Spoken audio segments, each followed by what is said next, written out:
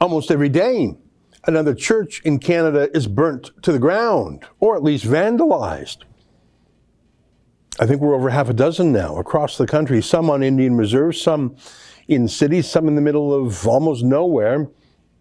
One thing in common, they're churches and they're being attacked. Well, who could be fomenting an anti-church drumbeat right now? Well, Justin Trudeau himself, demanding that the Pope come to Canada and apologize for Indian residential schools that were ruled, authorized, and paid for by the government of Canada itself. By the way, his own father, Pierre Trudeau, was Prime Minister for many of those years. Now, as you know, Stephen Harper made a formal public apology on behalf of the government of Canada, and Justin Trudeau did the same again several years later. The Truth and Reconciliation Commission, which was a 7-year, multi-million-dollar enterprise that made a lot of lawyers and bureaucrats rich. I'm not sure if it helped ordinary Aboriginal people. It actually had a whole volume on the children of these residential schools and mentioned in great detail the nature of the deaths, the cause of the deaths, tuberculosis being the leading one. I believe that malnutrition and lack of resources and lack of medicine was a serious contributing factor to the tuberculosis deaths of these kids. I also know that 100 years ago, public health is not what it is today. I'm not downplaying the deaths of these children. I'm simply pointing out that it is not a shocking surprise in 2021. They've been known about for many years and documented in hundreds of pages in the Truth and Reconciliation Commission. Why is Justin Trudeau deciding now to pull down the flag on Canada Day?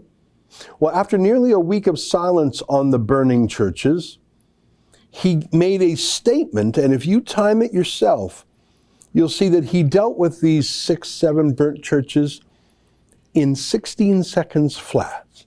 Here, take a listen.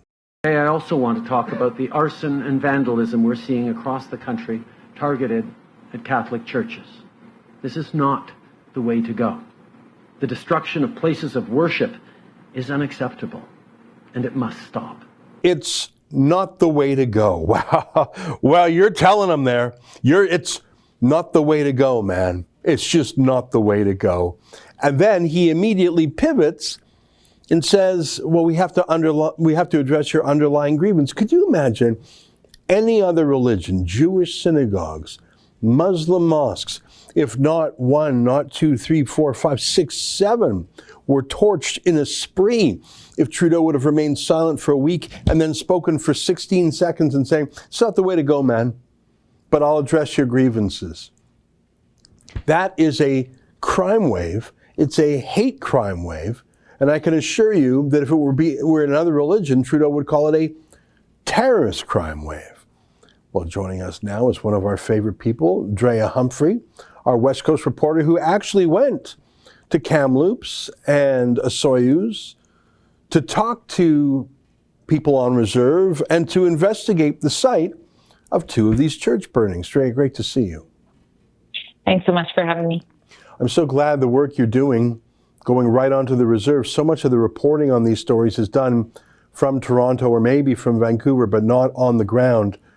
We enjoyed your in-depth broadcast about the Kamloops story that set off this new series of stories. Can you tell us what you saw when you went to visit 2 of these burnt churches in the BC interior in recent days? Well, it was quite eye-opening. What we wanted to figure out was exactly what did these churches mean to the community, because you could see anything from people on Twitter sort of justifying it, and the silence from, politicians, our leader, was almost deafening. So we went, and the first one we went to was located in Oliver, BC.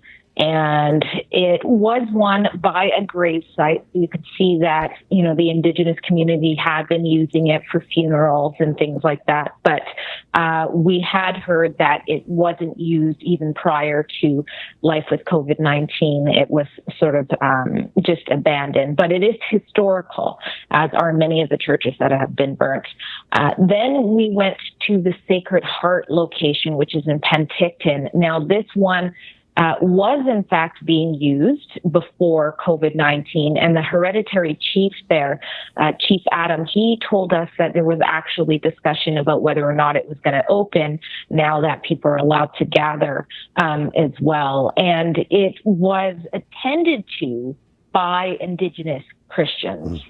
Well, that's what's so obvious when I was watching some of your footage, and I know you put together a wonderful documentary. By the time this show airs, I think we'll have released it.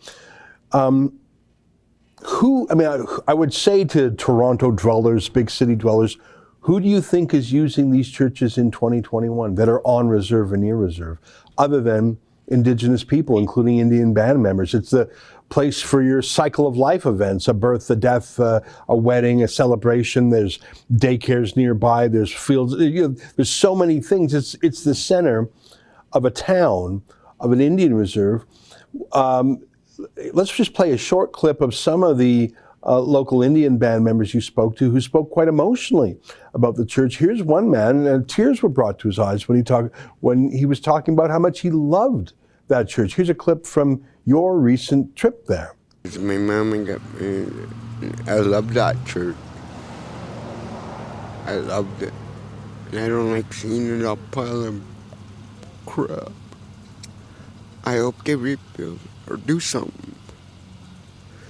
Man, everyone got married and buried in that church. Everybody. Right from my grandpas to my uncles and aunts. It was a good place for me. I thought that was a very touching moment. And even those who criticize the Catholic religion and criticize residential schools, and I can understand both of those criticisms, they loved the church. It was part of their community. It was built by them, and it was run by them.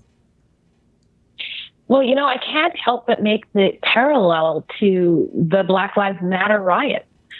When the death of George Floyd happened, there was a vast majority, a consensus that, having your knee on someone's neck for 8 minutes is disgusting. It's shameful. We all thought it was wrong. And then yet, instead of just moving forward with that, we start to see riots happening in Black-owned communities, Black businesses, Black houses being damaged. And I feel like that's what's happening here as well on the First Nation reserved land in the middle of summer in a desert-like atmosphere where Indigenous families live right next door to that church. Someone's setting them fire. And that's where, as we're told from the people that we interviewed, that's where, their grandparents willingly went to church, their uncles, their aunts, that's where they had to go when they were young. And there were good memories at that Sacred Heart Church. And the priest was welcome as well into the community. That's an excerpt from my daily show, the Ezra Levant Show. Every day I do a monologue on the news of the day, then I interview an interesting guest, and then I read my hate mail. You gotta subscribe. Go to rebelnews.com.